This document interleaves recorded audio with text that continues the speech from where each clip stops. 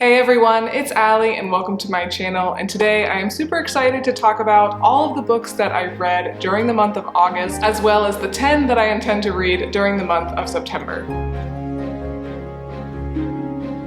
I did end up reading a good bit of these books during the last month of August because I had a surgery and I had about a week on bed rest. But I don't know if I was just being like really generous or what, but I feel like I had a fair amount of 5 stars and 4.5 stars. So I really did have a great month of reading, and I think a lot of my September reads are gonna be 5 stars as well.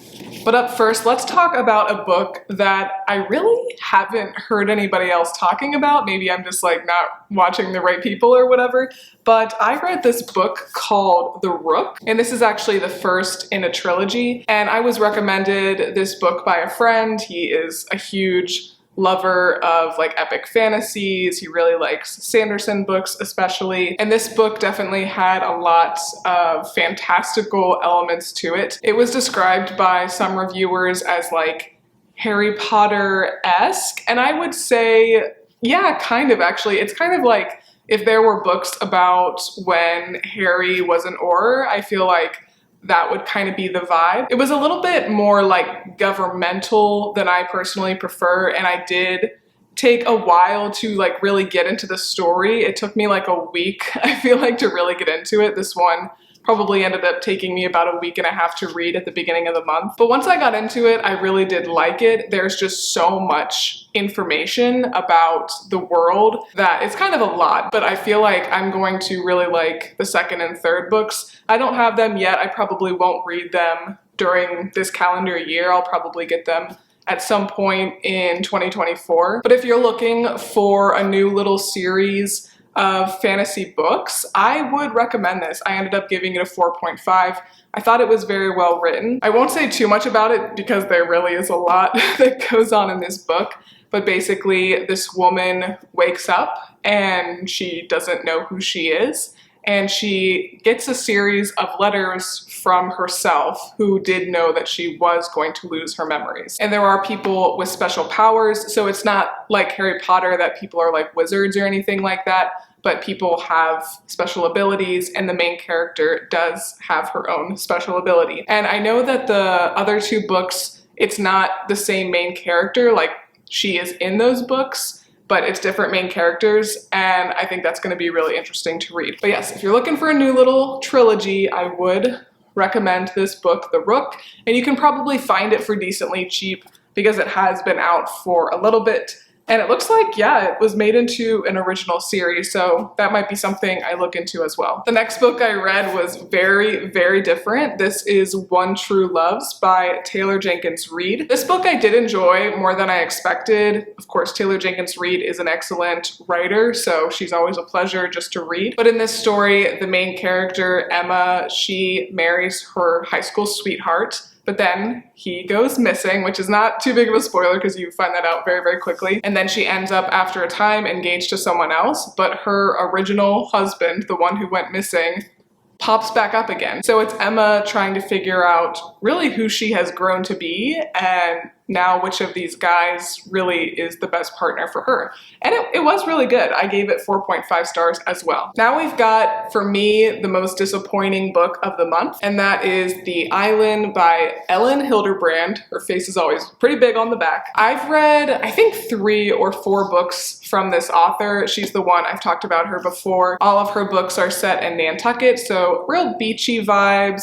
Usually there's like a lot of scandal and stuff in her books. This one I felt like was very slow. So it's 2 sisters, their mom and their aunt, their mom's sister, all go to this smaller island off of Nantucket. I can't remember what it's called, but there's like nothing on this little island. So they all go there because they're kind of all going through some stuff. They're trying to figure things out.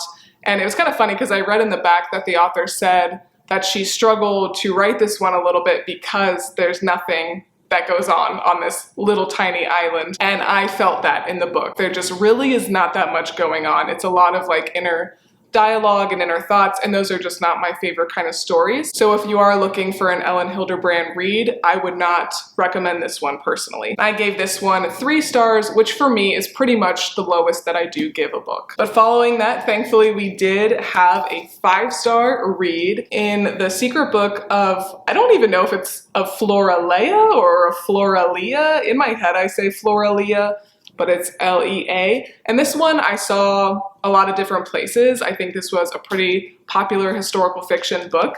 And you can see that I did actually get this from Book of the Month. I got this as an add-on. I'm not sure the exact month that this was available on Book of the Month. But this one, it has a very beautiful cover. It was well written. So the main gist of the story is that back in 1939, a girl named Hazel, who's 14, and her 5-year-old sister Flora are sent away to the countryside to live with a really nice woman and her son. The war's going on, London's being bombed, so children were sent away to live in the countryside. Unfortunately, however, little Flora goes missing, and the book is split between 1939 leading up to her going missing, and then 12 years later, Hazel is living on her own, and she finds something that makes her think that maybe Flora is actually still alive. So I found the book really interesting. It's shorter than a lot of historical fiction novels, so if you kind of get overwhelmed by some historical fiction books, I would recommend this one. I think it's paced very well. It's kind of short chapters. It's a good one to get you into the genre. Next, I finally read A Court of Thorns and Roses. I've had, I think, the first 4 books for probably 6 to 8 months now, actually. I got like an older set. Now there is the 5th book out. And I was just kind of waiting for the right time to read it. Of course, I heard all the hype. Everyone loves this book. A lot of people say this is like their favorite book of all time. And I will say, I really, really love this book. I gave it 5 stars. I wouldn't say it's like one of my top favorite books of all time, but I did think it was deserving of 5 stars. I was a little bit surprised how like Beauty and the Beast-esque it was. I definitely felt like it was Beauty and the Beast meets like Twilight vibes, which I'm not mad about, but that's just not really what I was expecting. I tried not to like listen to too many people talk about it because I wanted to go into it pretty blind. But I really did like it. As I said, I do have the next 3 with me now. So I don't know. I think I might read the second one. I forgot to pull it out for this video when I was deciding what I was going to read during September, but I am itching to read the second one, so I probably will read it pretty soon. After that, I opened all of those boxes that I had been kind of hoarding, and if you missed my last really big book haul, just my last video,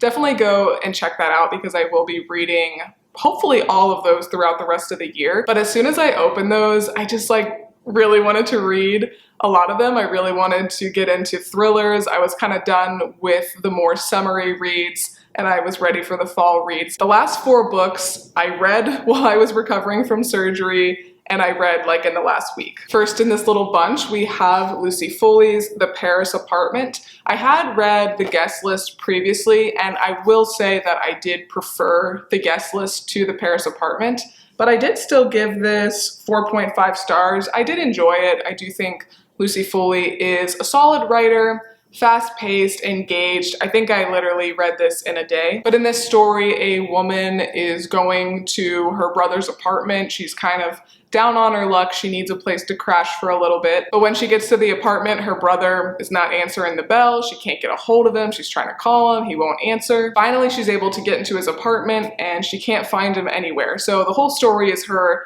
trying to find her brother. And of course, as you're going, you're finding out a lot of information about the other people who live in the apartment. She pairs up with some, she kind of becomes enemies with other ones. So I found it pretty interesting. It wasn't one of the best thrillers I've ever read in my life, but definitely a good one to just kind of cozy up with in the evening. Next up, I read 5 Survive by Holly Jackson, and she is the author of the very popular A Good Girl's Guide to Murder trilogy. I think there's 3 books and then a novella, which I read the original 3. I kind of forgot about the novella. I forgot that that existed, so I do need to go back and pick that one up because I did really, really love the A Good Girl's Guide to Murder trilogy. It was 5 stars from me. It is young adult. Yes, it's young adult. I was gonna say middle grade, but then I was like, no, definitely young adult. So if you haven't picked those up yet, I would really, really recommend it if you do like thrillers. So I was eager to get my hands on this one. So in 5 Survive, 6 friends are heading down south in an RV for spring break.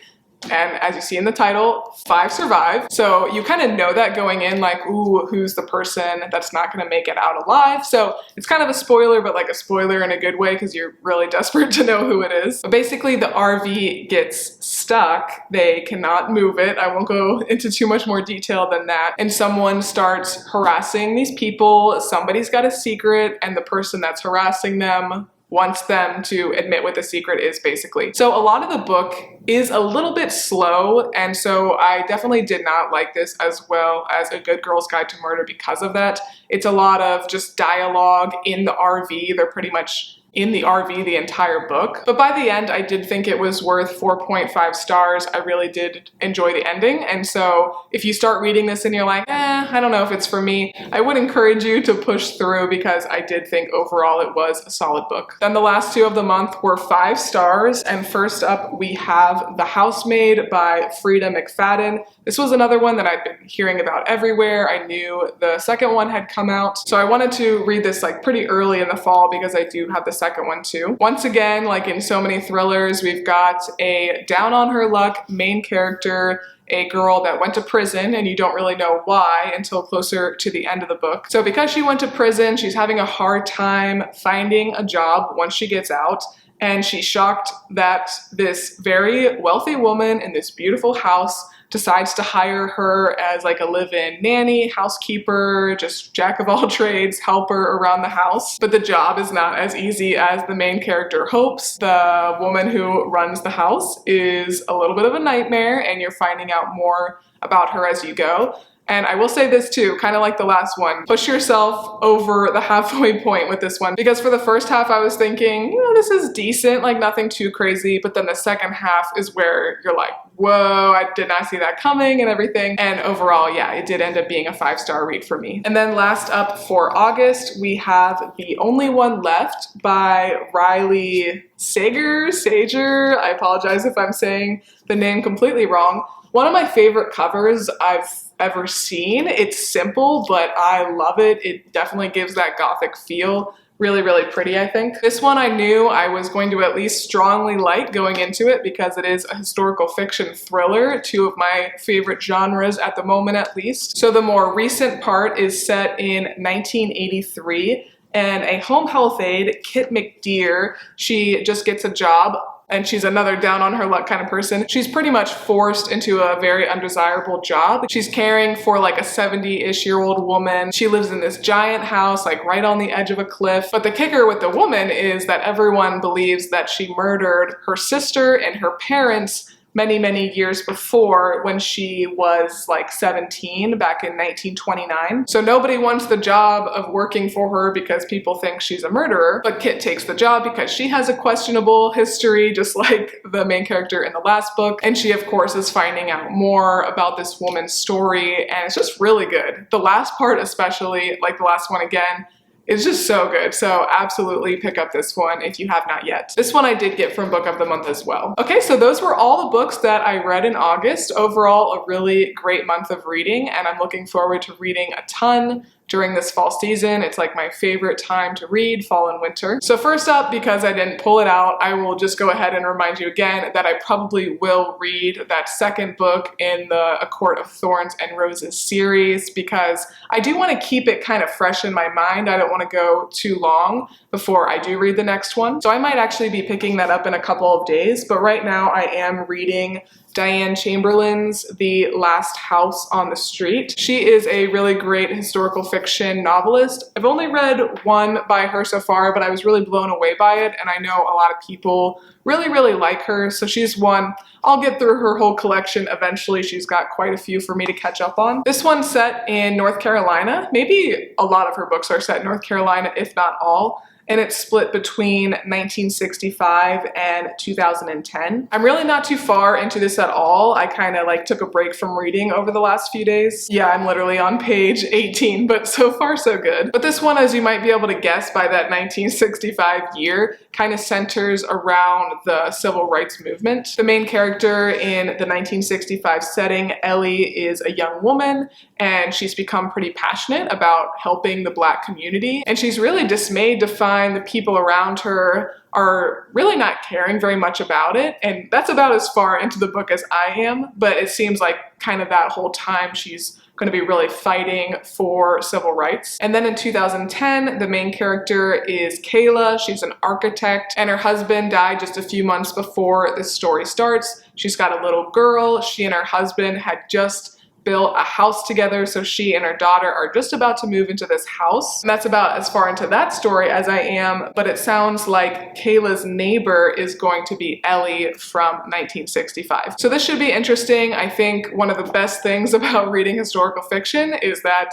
it's historical fiction and you can really learn a lot about the past. And I've absolutely learned a lot about different points in history from reading historical fiction books. I'm gonna try not to read too many thrillers this month actually, because I want to read a lot in October, and I'm probably gonna do a week of reading thrillers. So I'm trying to save some of them, but I do want to read Richard Osman's The Bullet That Missed. This is kind of more of a cozy mystery. I really wouldn't call it a thriller. This is the third book in the Thursday Murder Club series. I did like the first two a lot, and as I've said before from the other two books, I would not say that they're like the craziest mysteries or anything like that. I would recommend these books more if you like good dialogue, quirky characters. This is written by a British comedian, and there's just a lot of like dry humor and stuff like that. So I read this series much more for the characters than the actual mystery going on. Next up, we've got a little fantasy fix. This is The Starless Sea by Erin Morgenstern. She is the author of The Night Circus. I don't know what this is about at all. If it's anything like The Night Circus, it's very twisty-turny and written unlike a lot of other books, I guess I would say. So I'll talk more about this when I do my review, but this has been on my list for a while because I did really enjoy The Night Circus. I think I ended up giving that one about 4.5 stars. The nonfiction of the month is gonna be The Wager by David Grann. It's a tale of shipwreck, mutiny, and murder, and I've heard that this reads like a novel, so I think it's gonna be really interesting. And it's set in 1742, and I hardly ever read books that are set around that time, so I'm sure I'm gonna learn a lot from this one. Not too surprising, we've got the second book in the Housemaid series. This is The Housemaid's Secret, again by Frida McFadden. And I think this will pretty much just follow our main character as she is being a housemaid for another family who I'm sure also has many secrets. This girl really just cannot catch a break, you know. Next up we have Kate Atkinson, one of my favorite authors, Case Histories. This is the first book in the Jackson Brodie series. I randomly read like the fourth or fifth one, and I was able to get through that one okay. I didn't even realize it was part of a series, but I did slowly collect the rest of it, and so I'm gonna try to read about one a month. And yeah, she's an excellent writer. I would highly, highly recommend. Here we have The Hawthorne Legacy by Jennifer Lynn Barnes. This is the second book in the Inheritance Games series. I was a little bit underwhelmed by that book, I'm not gonna lie, mostly just because of all the hype surrounding it. Maybe if I would have gone in totally blind, I would have thought it was better. You know, sometimes it can kind of backfire in that way. But I do have the second and third book. I just bought the first three at the same time, so I'm absolutely still gonna read the second and third and probably the fourth one. But let me know what you think of this series down below. I hope I will enjoy it more as the series goes on. I can't believe I haven't read this yet, and my fellow historical fiction lovers will be also shocked I haven't read it yet, but I am finally gonna read Kristen Hanna's The Nightingale. I've read, I don't know if I could say I read most of her books because she has so many books. I've read a very solid amount of Kristen Hanna books. Some I love, some I think are pretty decent. There's hardly any that I didn't think were that great, so I would absolutely recommend Kristen Hanna. She writes both historical fiction as well as more just like literary fiction set in more modern times, and those for me are the ones that I don't like as well. But this is a World War II novel, and the reason I didn't pick this up for a while is because last year I read a pretty solid amount of World War II books and I just needed to take a little bit of a break so I could enjoy this one for what it is. But I'm very much assuming 5 stars. I know it's a lot of people's favorite Kristen Hanna book. Next we have The Secret Keepers by Trenton Lee Stewart, and he is the author of the Mysterious Benedict Society series. And as far as I know, I think he's only written the Mysterious Benedict Society series.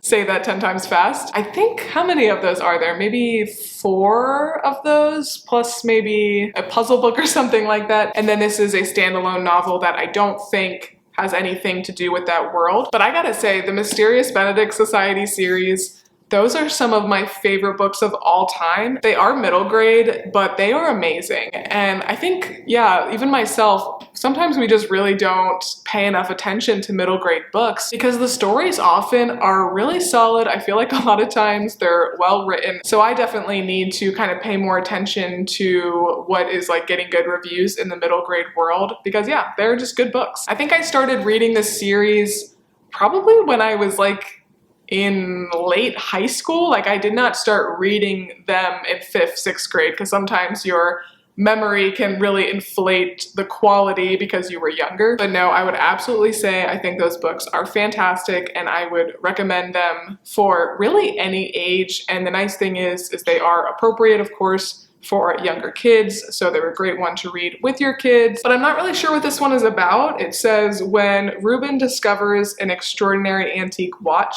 he soon learns it has a secret power and his life takes an intriguing turn. At first he's thrilled with his new treasure, but as one secret leads to another, Reuben finds himself torn between his innately honest nature and the lure to be a hero. Now he's on a dangerous mission with characters, traps, and escapes. So I think this is going to be a wonderful, feel-good adventure novel. And let me know too if you want me to make a video about some of my favorite middle grade reads. As I said, I definitely need to read more of them, but I do have enough favorites to make a video. And then lastly, we have a young adult book actually. This is from Reese's YA Book Club, and this is called Fable by Adrienne Young. I had picked this up a while ago from Book Outlet, but I thought just from the cover alone and the title really, I thought that it would be probably more fitting for the fall season. And this is a fantasy story, but I know romance is a strong component as well. The tagline is, "Welcome to a world made dangerous by the sea and by those who wish to profit from it,